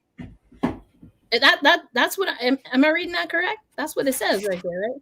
Okay, so you're not talking about you're not talking about JJ, Phoebish, or Sabali. So who else is there? Who else from that 2024 team was an international player? Benajelani Hamilton? Sabrina Ionescu? Breanna Stewart? MJ wasn't on the team. Who am I forgetting? Kayla Thornton. Where's she from? Oh, the great state of Texas. Is that in the United States? Ding, ding, ding, ding, ding. Courtney Vandersloot, clearly she's from overseas. Oh, no, she's just from the other side of the country. Washington, the state, not the District of Columbia. So who, if you weren't talking about JJ, Phoebish, and Sabali, who were we talking about? Who is this international talent that we're not liking? Who are we talking about, Ivanka? I mean, who are we talking about? I don't know. That's what I'm saying. I don't understand that comment, homie. International talent won the New York Liberty of that championship. In that, because it came down to 5 minutes in overtime. And I'm pretty sure JJ, Phoebish, and Sabali were on the court for that. So any other international talent, and again, unless I missed somebody, Brian, there was only one other person. There was no, I mean, I don't understand that comment. I think maybe there was a sweeping generalization that happened there that we might need to retract. Because in the 5 minutes that it took to win that title, from homegrown talent Nafisa Collier, homegrown talent Courtney Williams, homegrown talent Kayla McBride, it took some international flavor. It took some international flavor. Okay. I'm from the United States, and I think that we as United States folks need to check ourselves sometimes when we say things. Because, I mean, this is just one example of many, and I'm also a poli-sci major, but again, I see now you're trying to get me into another podcast that don't even exist anymore, because I could go down that road. What was it, Billy on the Street, where he's like, immigrant or American, and he named all of these actors who are immigrants, and all of the people who were from the United States were serial killers or domestic terrorists. Yes, I went completely on the other, but I feel very strongly about this. In this economy, in this society, I'm gonna need us to be careful with the excessive nationalism, because it's almost always incorrect. That's one thing about Americans. We're really good at being wrong. Okay. Oh, all right, Brian. On that note, woo! We are great at being wrong, but just loud. That's how you know I'm from here, because I'm loud as hell. And I'm from New York too, baby. I'm loud as hell. Brian's like, I don't even know where to go, sis. I don't even know where to go. I'm just pew pew. I call it like I see it. I call it like, I mean, I couldn't let that go. It was like teed up, like y'all serving me dinner with dessert, then the salad after for my digestion. Come on now. What are we talking about? Too international. All right, take the ring back. Take it back. You ain't like it? Take it back. Oh, okay. That's what I thought. All right. Can't win a championship without a little international player. You know what I mean? Now some more. Listen, the most New York player that the Liberty have ever had, Teresa Weatherspoon. And she was not born in the Boroughs. So that's another thing. I love me some New York. That's where I'm from, homie. But the most New York player we've ever had for the New York Liberty, I mean, you could maybe say Cappie Pondexter. Also not from New York. So Cappie from Jersey, right? Cappie's, isn't she from Chicago? Or did I make that up?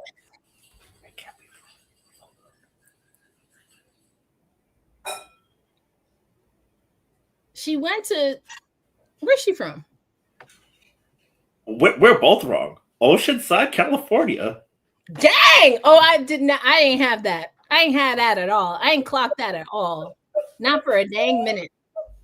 Not for a dang minute. You know, even Benija, she's from Jersey, homie. Like, you know? I don't even know where I was gonna go next, Brian, because I got fired up. You know how I do. I thought so too, Al. I thought, see, okay, it wasn't just me. Maybe like you know, like sometimes you claim where your spirit is. Yeah, she went to high school there. That's why. Okay. Yep. So you guys had it right. Yeah, born in Oceanside, but schooled in Chicago. So checks out. Amir. I love me some Epiphany Prince. I said what I said.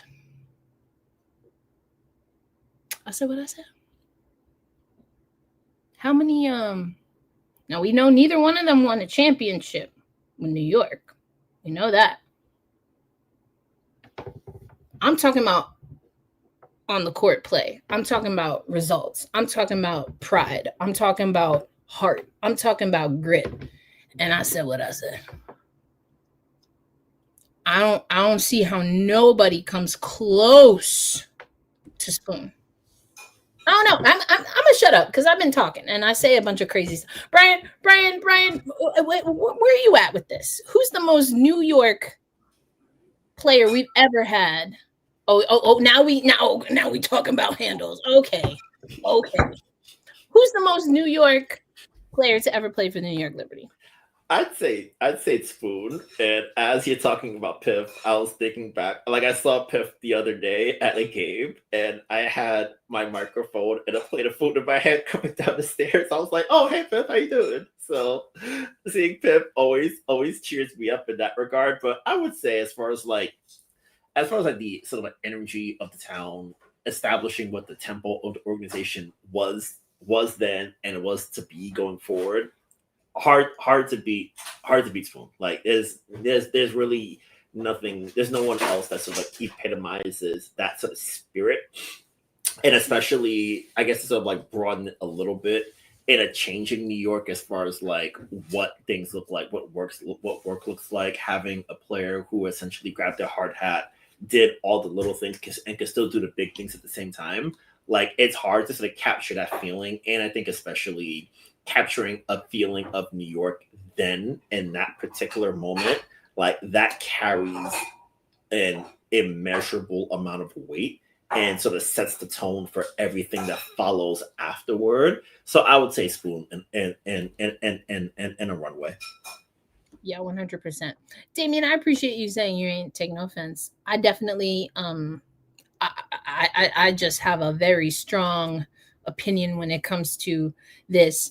But also, if you just want more players because that's what you like, then just say that. Just say I like more players to come from the States. But to say that we need them or that, you know, I don't know, it was kind of implied that that's the reason that New York is kind of on the slip slide, which I also don't believe. So just like, you know, I'm just offering that for next time. If you just want to be like, listen, I want more New Yorkers on the team, say that. I want more people with sandpaper. Someone who's going to bust somebody's chest wide open. That's what I want on the team. Just go ahead and say that. But like, don't come on here talking about international players ain't had no effect on this team because it was the international flavor that got us the first championship. That's all I'm saying.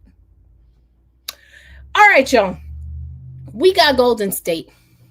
We got Seattle. And we got a lot for this team to still prove. Not to everybody else, including us, But if we keeping it a buck, they gotta step up. You know, I don't think it's a lack of confidence. I think it's a lack of consistency. I think it's a lack of, and not in a toxic way, but I think, Brian, there's also a lack of accountability. Tell me more. Sure. So, you know, I think when people are like, oh, you know, you're not taking accountability, there are ways that you can do that in very sharp, very pointed, very, accentuated, kind of, to use the term we were talking about earlier. And then there are ways to do it about, actually, you mentioned this, like, why aren't we, it was a question we were asked, why are we kind of getting destroyed in the paint? You had mentioned, you know, if JJ, Stewie, or Mies, they got their person locked up, and then everyone else is just kind of waiting for somebody else to come in and get the rebound. We see it sometimes. Oh my gosh, what game was it? I had to turn it off because the Liberty, they were just allowing the backcourt to just scurry on down the lane. And just because I'm assuming that they were like, oh, someone else is gonna stop the dribbler. That to me is more of a more passive form of a lack of accountability.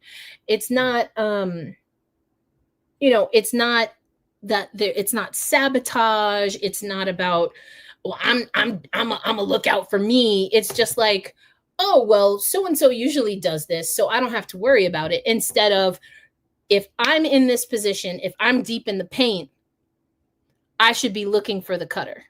If I'm deep in the paint, I should be looking for who's trying to get downhill to the rim. That's what I mean. That there is a lack of accountability in those ways. Those are fundamentals. It's a fundamentals. The accountability on the fundamentals for this team is sometimes missing. And I think that happens on teams where you're integrating different pieces. You are manipulating roles. Yes. I feel like it wasn't only this game, but it was definitely that game. See, now my blood pressure's going up. But that to me is a lack of accountability.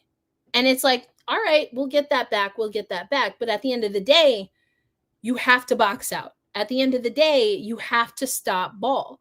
I mean, these are literally fundamental things that your CYO team in Anywhere USA, that was for you, Damien, your CYO team in Anywhere USA that's what they're learning. Stop ball, box out. Not doing those things is a lack of accountability for the role that you play, even if you're not a shot blocker, that doesn't mean you don't try to block a shot. If you're not the leading rebounder, that doesn't mean that you never rebound the ball. If you're not a three-point shooter, that doesn't mean that you give up, you don't take an open shot. That's what I mean when I say that there's there's a passiveness and there's a lack of accountability. Those are examples to me, Brian, of a lack of accountability. Yeah, I think that checks out. And I think that's where it's a moment where you have to sort of like, if there's confusion amongst the group, you sort of like nip it in the bud right then and there to make sure that you guys sort of get back on the right page within the flow of the game, and especially in that game context. Because I think especially when you allow those drives over and over and over, your brain gets to overhelping, and then that's where the defense really breaks down. So if it's a situation where you can sort of talk what you're seeing and then call it out in real time and adjust to what a team like an Atlanta is doing or whoever, you're able to better sort of manage it and not have those breakdowns deeper in the defensive coverages, and then that's going to sort of like escalate and snowball from there. So I would say that checks out for sure. 100%. All right, Damien, you said it's not that they can't make an impact. I say that they make more than an impact. They help win championships. But just saying, try to give homegrown players a chance. I think the WNBA overwhelmingly is a league that is made up of players that are based in the United States. But if a player that's based in the United States is not the best player for the team that they're trying to make the roster for, then they're not making the roster. I don't know. Do you have like a specific player in mind? I feel like there's a player in mind that you feel the Liberty cut that was an egregious cut. I can't think of one. Yes, we would have all loved to see Sherrod stay on this team. Who are you cutting for her? Because I'm not cutting anyone. I guarantee someone will type Talbot. I'm still not doing it. You know why? Because Talbot is an Olympian. Talbot's been in the league for years. Talbot thus has had experience with scouting, playing with, and playing against the players that we are going to play against in the playoffs. And that makes a difference. So, not to mention that just she fits from a long perspective, like the length, she fits. So I don't know if that's who we were thinking of, but I get it. I would love to see. That's not true. I was gonna lie to y'all. I want to see who's best for the team make the team, and if anything, international players have already aired their grievances, and for the most part, I agree with what they have to say. Homegrown talent, they get buku chances. The league is set up for them. And as a matter of fact, Damien, I don't know how you feel about Kathy, but she probably agree with you because she's trying to have them prioritize everything. It's a reverse DEI. Kathy has entered her monopoly era, unfortunately.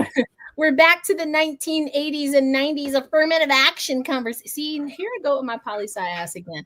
Listen, we're going to have to wrap this up because now I'm making everything political. And not to mention, I just watched the Plot Against America series. Oh, my gosh. First of all, that came out in 2000. It was based off a book. And watching it in 2025 was like, what kind of dystopian crap is this? So I'm a little fired up.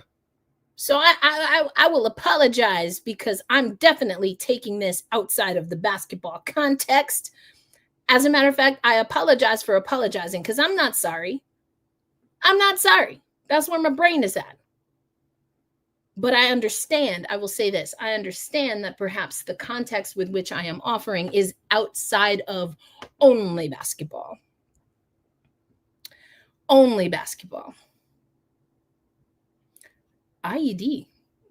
What's that? Y'all gotta help me. IED. Who's she? Sorry to this acronym. I was like, IED, isn't that like a heart thing? Might be, yeah.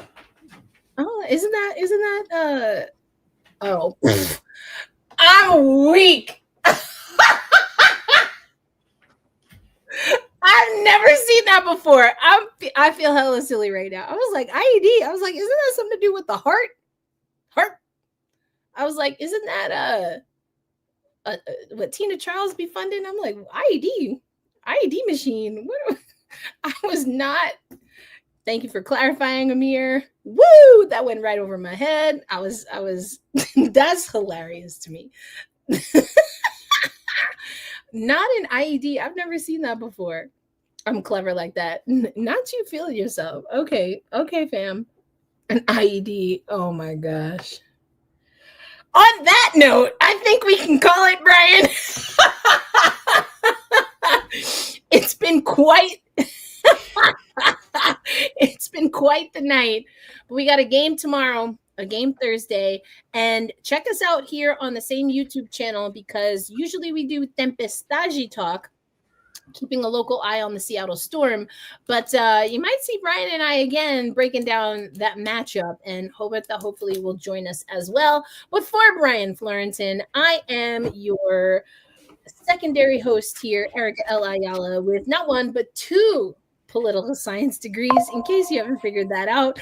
But we're going to call it with an L-E wave. That's a homegrown talent for you. There you go, Damien. Right from the planet of Brooklyn. We'll catch you on the next one. Peace out, everybody.